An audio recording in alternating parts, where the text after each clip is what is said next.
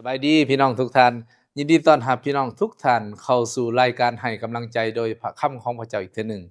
ซึ่งมื้อนี้จะสืบต่อใน EP ที่6ในพระคำ2ติโมเธียวซึ่งอยู่ในบทที่3ข้อที่10ถึงบทที่4ข้อที่8แต่ว่าข้าน้อยจะอ่านแต่บางข้อซึ่งเป็นข้อหลักอยู่ในเรื่องราวนี้พี่น้องซึ่งเราจะได้เบิ่งนํกัน ซึ่งหัวข้อนี้ก็จะเว้าเกี่ยวข้องกับคำท้าทายให้เทศนาอย่างสัตย์ซื่อคำท้าทายให้เทศนาอย่างสัตย์ซื่อศาสตราจารย์เปาโลได้ท้าทายติโมเธียวและผู้รับใช้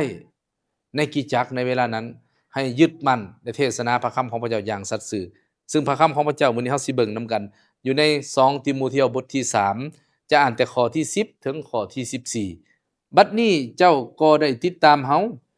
ในด้านคำสอนคือดำเนินตามความประพฤติเป้าหมายของชีวิตความเสื่อความอดทนความหักความนักแน่นมั่นคงการถือข่มเหงและความทนทุกข์ลำบากของเฮา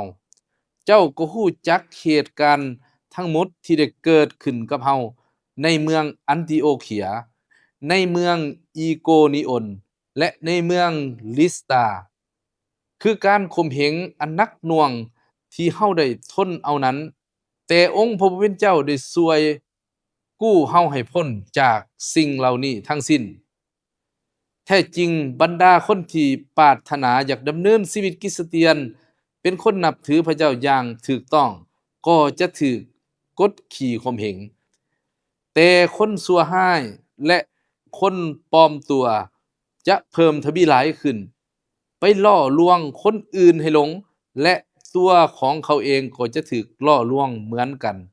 แต่สำหรับเจ้าจงสืบต่อดำเนินต่อไปในสิ่งที่เจ้าได้เรียนรู้มาแล้ว และเชื่อฟังอย่างมั่นคง เจ้าก็รู้แล้วว่า เจ้าจะเรียนรู้มาจากผู้ใดอาเมนให้เฮามีโอกาสได้อธิษฐานนำกันพี่น้อง พระเจ้าผู้รู้โมทนาขอบคุณพระองค์สำหรับถ้อยคำของพระองค์ขอพระวิญญาณบริสุทธิ์เจ้าทรงนำถ้อยคำของพระองค์ที่พวกเราจะได้ศึกษารวมกันเพื่อเข้าใจ และช่วยพวกเราที่จะเชื่อฟังถ้อยคำของพระองค์เช่นเดียวกัน ในพระนามพระเยซูคริสต์เจ้าอาเมนพี่น้องอยากจากของพี่ที่เฮาได้อ่านผ่านไปนั้นพี่น้องเฮาได้เห็นคำท้าทายที่สำคัญของอาจารย์โปโลที่มีต่อผู้รับใช้พระเจ้า ต่อศิษย์ที่ใกล้ชิดของเพิ่นต่อศิษยานุบาลหนุ่มที่เพิ่นสร้างคือติโมเธียว ฉะนั้นประการที่1นี้พี่น้องเฮาสิมาเบิ่งว่าสัตว์สื่อในท่ามกลางที่มีการต่อต้านเวลาเฮาเทศนาเฮาต้องสัตย์สื่อต่อพระคำของพระเจ้าถึงว่ามีการต่อสู้ต่อต้านจากพวกที่สอนผิดสอนเพี้ยนก็ตามอยู่ในบทที่3ข้อที่10ถึงข้อที่13นี่พี่น้องอาจารย์โปโลกำลังเว้าถึงความอดทนของเพิ่นเพื่อเตือนติโมเธียว เพราะว่าหยังเพิ่นกำลังเตรียมติโมเธียวเพิ่นฮู้ว่ามื้อหนึ่งเพิ่นจะต้องจากโลกนี้ไป และเป็นเวลาอันใกล้แล้วที่เพิ่นจะต้องจากไปฉะนั้นผู้ที่จะสืบต่อทอดที่ดีที่สุดก็คือคนใกล้ชิดคนที่เพิ่นสร้างคือติโมเธียวพี่น้องที่รักทั้งหลายในชีวิตของเฮาในการรับใช้ในคริสตจักรคือกันเฮามีผู้ใดบ่ที่เฮาสามารถมอบพันธกิจที่พระเจ้ามอบให้เฮานี่ให้เขาสามารถสืบต่อได้อย่างมีประสิทธิภาพเพราะฉะนั้นพี่น้องอันที่1นี่เพิ่นได้ เตรียมติโมเธียวนี่ทั้งด้านความเชื่อและความอดทนเป็นหยังจึงให้เตรียมด้านนี้เพราะว่าเรื่องความเชื่อนี้ถ้ามันไขว่เขวถ้ามันผิดเพี้ยนไปแล้วมันจะส่งต่อให้คนรุ่นต่อๆไปและจะให้คนรุ่นต่อๆไปนั้นสอนผิดจากพระคำของพระเจ้าฉะนั้นเพิ่นบอกติโมเธียวทั้งอันที่1นี่คือเรื่องความเชื่อข้าน้อยเคยเว้าแล้วพี่น้องคริสเตียนรักความเชื่อรักๆนี่นะพี่น้อง1เฮาเชื่อเรื่องพระคัมภีร์ทุกตอนนี่ได้รับการทรงบันดาลใจจากพระเจ้า แต่ปฐมกาลบทที่1ข้อที่1ฮอดพระนิมิตบทที่22ข้อที่21อันที่2นี้เฮาเชื่อในเรื่องพระเจ้าที่เอกานุภาพพระเจ้าคริสเตียนมีพระเจ้าอยู่พระเจ้าองค์เดียวแต่มี3พระภาคคือพระบิดาเจ้าพระเยซูคริสต์เจ้าและพระวิญญาณบริสุทธิ์เจ้าและอันที่3นี้ความพ้นนี้โดยผ่านทางองค์พระเยซูคริสต์เจ้าแต่ผู้เดียวเท่านั้นพระคัมภีร์บอกว่าความรอดในผู้อื่นความรอดพ้นบ่มี และที่4เฮาเชื่อว่าคริสตจักรนี่เป็นบ่อนเสริมสร้างพระกายของพระคริสต์ให้เจริญเติบใหญ่ฉะนั้นทางด้านความเชื่อนี้อาจารย์เปาโลจึงได้เตือนสติติโมเธียวและอันต่อไปเพิ่นว่าให้มีความอดทน เป็นยังไงมีความอดทนแสดงว่าในขณะที่รับใช้พระเจ้าอยู่ในโลกมันจะมีปัญหาบ่จะเป็นพวกคำสอนผิดเพี้ยนมาต่อสู้หรือปัญหาต่างๆรอบข้างอยู่ในคริสตจักรและนอกคริสตจักรฉะนั้นจำเป็นต้องมีความอดทนนอกเหนือจากความอดทนแล้วมันบอกว่าความหักและความหนักแน่นมั่นคงได้เตือนทิโมธีบอกว่าในการรับใช้พระเจ้านี่ความหักเป็นหัวใจสำคัญพระบิดาบอกว่าจงเฮ็ดทุกสิ่งด้วยความหักถ้าเฮาบ่มีความหักบ่จะเฮาเป็นไปประกาศไปสร้างสาวกไปสอนไปช่วยเหลือสังคมช่วยเหลือคนอื่นแต่ถ้าเฮาเฮ็ดด้วยหน้าที่ก็ดีอยู่แต่ถ้าเฮาเฮ็ดด้วยความหักนั้นมันจะมีอิทธิพลต่อคนแล้วมันจะเกิดผลอย่างหลวงหลายฉะนั้นพระคำของพระเจ้าจึงบอกว่าให้เจ้านะมีความหักมีความหนักแน่นมั่นคงบ่หวั่นไหวเปาโลได้เตือนทิโมธีและเตือนผู้รับใช้ในคริสตจักรยุคแรกพวกเขาก็เช่นเดียวกันพี่น้องความเชื่อความอดทนความหักความหนักแน่นมั่นคงในทางของพระเจ้าซุมเฮานี้น้อยหลายเพียงใดแล้วอดทนต่อความยากลำบากอยู่ในข้อที่10ถึงข้อที่11พระคำของพระเจ้าโดยผ่านอาจารย์เปาโลได้ตักเตือนทิโมธีว่าเจ้าจำเป็นต้องอดทนต่อความยากลำบากเพราะการรับใช้พระเจ้านั้นบ่ได้ปูด้วยกีบกุหลาบเสมอไปสะดวกสบายเสมอไปมีทั้งความชื่นชมยินดีมีทั้งไสยชนะมีทั้งพระพรมีทั้งปัญหาทุกสิ่งทุกอย่างกระหน่ำเข้ามาในชีวิตฉะนั้นต้องอดทนต่อความยากลำบากมีความปรารถนาของทุกคนอยากดำเนินชีวิตคริสเตียนที่ถูกต้องนั้นจะต้องถูกความยากลำบากเพิ่นว่าคริสเตียนผู้ใดถ้ามีความปรารถนาอยากดำเนินชีวิตตามทางของพระเจ้านั้นจะพบกับความยากลำบากอยู่ในข้อที่12หาข้อที่13เพราะฉะนั้นพี่น้องมันจะมีคนบางคนที่มาต่อต้านบ่เห็นดีต่อสู้พี่น้องถ้าพี่น้องอยากเฮ็ดตามพระคำของพระเจ้าเพราะว่าหยังในบทก่อนหน้านั้นเว้ากันแล้วว่าคนในยุคสุดท้ายนั้นจะหักความสนุกสนานหลายกว่าหักพระเจ้ามันไปแตะต้องความสนุกของเขาความเป็นส่วนตัวของเขาค่านิยมของเขาแต่ว่าเฮาจะต้องเอาค่านิยมของเฮานั้นมาจากพระคำของพระเจ้าพี่น้องทั้งหลายฉะนั้นอยู่ในพระคำของพระเจ้าอยู่ใน2ทิโมธีบทที่12ข้อที่10หาข้อ12นี่จึงได้กล่าวไว้และอยู่ในกิจการบทที่13ข้อที่14หาข้อที่51ก็ได้กล่าวไว้เช่นเดียวกันพี่น้องเกี่ยวข้องกับสิ่งเหล่านี้บท14ข้อ6บท21อยู่ในบทที่16ข้อที่1ก็ได้กล่าวไว้พี่น้องและในพระคำของพระเจ้าอยู่ในยูฮันบทที่15ข้อ18ถึงข้อที่21ก็ได้กล่าวไว้เช่นเดียวกันเพราะฉะนั้นพี่น้องทั้งหลายชีวิตของเฮานั้นเฮาได้เตรียมโตน้อยหลายเพียงใดแล้วเฮาได้เตรียมคนอื่นน้อยหลายเพียงใดถ้าเฮาบ่ได้เตรียมพี่น้องขอให้เฮาได้เตรียมผู้รับใช้รุ่นสืบทอดเฮาสิมาเบิ่งประการที่2พี่น้องคำท้าทายให้เทศนาอย่างสัตย์ซื่ออันที่2นี่ให้สัตย์ซื่อในพระคำของพระเจ้าอยู่ในบทที่3ข้อ14หาบทที่4ข้อ5อยู่ใน2ทิโมธีเฮาผู้รับใช้พระเจ้านี่ต้องสัตย์ซื่อต่อพระคำของพระเจ้าเวลาเทศนาว่าผู้เขียนว่าพระวิญญาณบริสุทธิ์เจ้านั้นอยากให้เฮาเว้าหยังแต่อาจารย์เปาโลได้เตือนทิโมธีว่าแต่ฝ่ายเจ้าจงดำเนินชีวิตต่อไปจงดำเนินชีวิตต่อไปในสิ่งที่เจ้าได้เรียนรู้ผ่านมาแล้วนั้นหมายความว่านอกจากเทศนาสัตย์ซื่อและดำเนินชีวิตกับสัตย์ซื่อต่อไปเพิ่นได้เรียนรู้จากอาจารย์เปาโลแนวใดเพิ่นได้เรียนรู้พระคำของพระเจ้าแนวใดซึ่งหมายถึงดำเนินชีวิตตามแบบอย่างที่พระเยซูคริสต์เจ้าได้วางไว้ดำเนินชีวิตตามแบบอย่างของอาจารย์เปาโลที่อาจารย์เปาโลได้เฮ็ดตามแบบอย่างขององค์พระเยซูคริสต์ดำเนินต่อไปบ่ให้หวั่นไหวเป็นหยังจงบ่ให้หวั่นไหวเพราะท่ามกลางที่ดำเนินชีวิตกับพระเจ้านั้นมันจะมีคนมาเว้ามันจะมีม่านมาล่อลวงเพราะฉะนั้นพี่น้องครับมันจะมีปัญหาต่างๆที่เกิดขึ้นแต่เฮาอย่าหวั่นไหว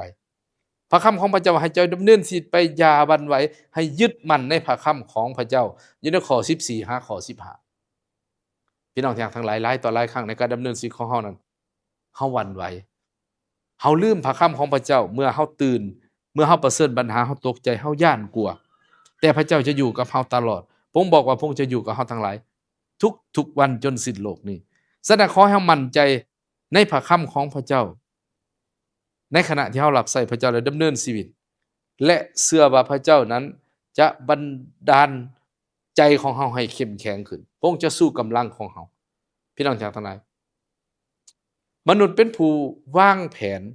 แต่พระเจ้าประทานความสิขาดมนุษย์เป็นผู้เขียนพระคำของพระเจ้านั้นบ่ได้เขียนตามใจแต่ได้รับการทรงบันดาลใจจากพระวิญญาณบริสุทธิ์เจ้าจากพระวิญญาณบริสุทธิ์เจ้าเนาะซึ่งหลายต่อหลายครั้งเฮาคิดว่าพระคำของพระเจ้านี่มนุษย์เป็นผู้เขียนขึ้นหลายคนในโลกนี้ก็คิดอย่างนั้นแต่จริงบ่แม่นพี่น้องแตกต่างจากหนังสืออื่นแม่นพระวิญญาณบริสุทธิ์เจ้าทรงดลใจถ้าเฮาอยากเข้าใจเฮาก็ถึงพระวิญญาณเฮาอยากเชื่อฟังพระคำของพระเจ้าได้เฮาก็เพิ่งพระวิญญาณบริสุทธิ์เจ้าพี่น้องพระคำของพระเจ้าเป็นประโยชน์พี่น้องในการสอนการกล่าวตักเตือนว่ากล่าวและการปรับปรุงแก้ไขให้ถูกต้องเพื่อให้เฮาทั้งหลายนั้นมีความพร้อมในการเฮ็ดความดีทุกอย่างอาเมนพี่น้องบ่แม่นเพียงแต่เฮาอันนั้นให้เฮานี่เติบโตขึ้นแล้วเพื่อมีความพร้อมในการเฮ็ดการดีทุกอย่าง2ทิโมธีบทที่3ข้อ16-17ฉะนั้นเปาโลได้สั่งทิโมธีต่อหน้าพระเจ้าและต่อหน้าพยานหลายคนให้เอาใจใส่ในการเทศนาสั่งสอนพระคำของพระเจ้าทั้งขณะที่มีโอกาสและบ่มีโอกาสเตือนคนที่เฮ็ดบาปให้เขาพร้อมที่จะกลับใจเปลี่ยนแปลงต่อพระพักของพระเจ้าเพราะจะมีหลายคนบ่มักฟังคำสอนที่ถูกต้องฉะนั้นเพิ่นได้เตือนพี่น้องอยู่ในบทที่4เนาะข้อที่1หาข้อที่5ก็ได้กล่าวไว้หลายคนบ่อยากสนใจความจริงแห่งพระคำของพระเจ้าฉะนั้นพี่น้องสิเห็นว่าการเทศนาปัจจุบันนี้ถ้าเฮานิ่นเรื่องสบายๆนิ่นพระคุณของพระเจ้าโดยบ่สนแน่นอนพี่น้องพระคุณสำคัญเป็นบทเริ่มต้นโดยบ่สนการดำเนินชีวิตคริสเตียนคนก็จะนิยมชมชอบพี่น้องเทศนานิ่นเรื่อง prosperity เรื่องศาสนศาสตร์แห่งความเจริญรุ่งเรืองคนก็จะโอ้มากพี่น้องเป็นธรรมศาสตร์โน่นแต่จะไปตักเตือนเขาเรื่องความบาปตักเตือนเรื่องการดำเนินชีวิตคนก็สิบ่มักพี่น้องเพราะหยังพระคัมภีร์บอกว่าเขาจะรวบรวมเอาคำสอนนั้นมาตอบสนองหูคันของเขาพี่น้องทั้งหลาย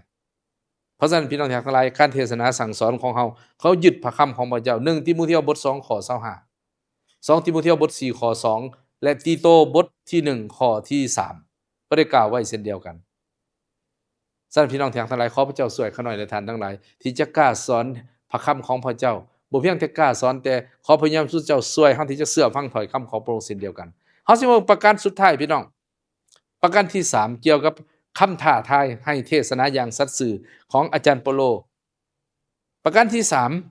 3เพิ่นให้สัตย์ซื่อเนาะให้สัตย์ซื่อแนวใดพี่น้องให้สัตย์ซื่อต่อการเรียนแบบผู้นำคือเปาโลที่เป็นแบบอย่างที่ดีนอกเหนือจากฟังพระคำของพระเจ้าสัตย์ซื่อต่อพระคำของพระเจ้าฉะนั้นบทที่4ข้อ6หาข้อ8เปาโลได้บอกทิโมธีถึงเรื่อง